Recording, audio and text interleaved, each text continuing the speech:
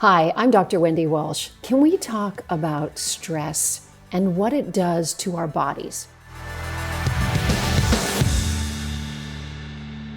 Before I explain how the mind and body talk to each other, let me remind you of what we're wired for. Our hunter-gatherer ancestors evolved to be great problem solvers, great adapters, and great survivors. And one of the important systems that we all evolved to have is our stress system. Now, it was designed for this. When we were under stress, which back then meant being potentially chased by a lion, we activated a fight or flight system that helped us take off, be filled with adrenaline and cortisol, the stress hormone, to give us supernatural powers to help survive and save ourselves. Well, today things are a little different. We're not often chased by lions. Unfortunately, we're sitting still, staring at a computer screen or looking at a television screen, and feeling the same kinds of worry, fear, and stress that our hunter-gatherer ancestors had. But we can't run it off, or we haven't been. And instead, the cortisol rises in our body. It can contribute to inflammation, which can contribute to long-term illnesses, the big ones that are killing us, right? Heart disease, diabetes, stroke, high blood pressure, obesity. All these things are related to stress that's chronic, underlying in our lives. Well, now during COVID-19, we're experiencing acute stress, and many of us are being limited in how we can work it out through exercise. Some people are afraid to exercise outside. So it is important that we do try to exercise and do some deep breathing as much as possible, but this is how stress negatively affects us and our health and our mental health. Now, what can we do about it under the circumstances? I mentioned exercise, and the research shows that you don't have to exercise for hours and hours and hours to get the benefits. In fact, frequency is more important than duration, and intensity is more important than duration. So even 10 minutes of extreme exercise, high intensity exercise, where you run around the block fast for 10 minutes, can do a lot better than just even walking for half an hour or more. So try to make it intense so you can get your heart rate up and push that cortisol out of your system. The other thing you need to do is also focus on relaxation.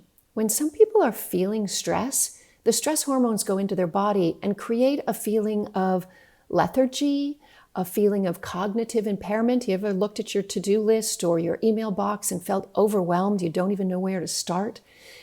Some people have feelings like someone said to me, an elephant sitting on their chest. They have shortness of breath. It's hard to breathe. Other people feel, and I've experienced it myself, some low-level nausea. I've been saying, I think I'm growing an ulcer. I feel nauseous all the time, and I don't know why. So what can we do there? What we need to do is to stop having our body attack itself because of the stress our mind is experiencing. And through that, we need to do some deep breathing and relaxation and mindful meditation. Here's a quick trick to trigger the vagus nerve, the one that can put you in an instant place of deep relaxation. Professional athletes use it all the time before a competition. You take 3 slow, deep breaths. Inhale for as long as 5 seconds. Hold the breath for 3 seconds and exhale even slower for 7 seconds if you can do it. So it's in, 2, 3, 4, 5, and hold, 2, 3, exhale slowly, 3, 4, 5, 6, 7. Do that 3 times and you'll feel your nervous system completely relax.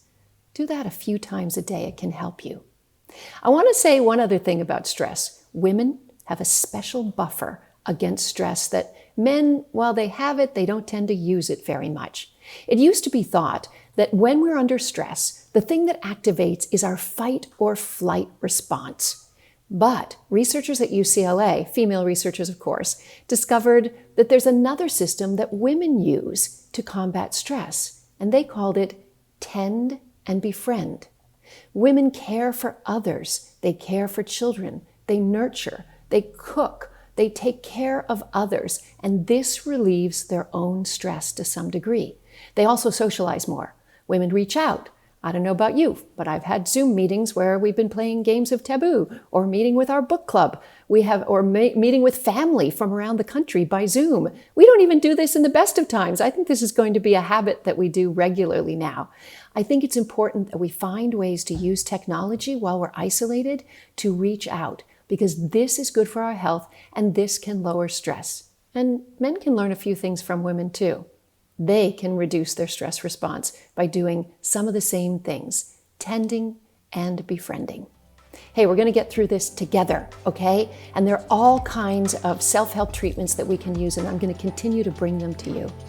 I'm Dr. Wendy Walsh for Local Now. You can find me online anywhere at Dr. Wendy Walsh, and you can listen to me on KFI AM 640 radio, live everywhere on the iHeartRadio app.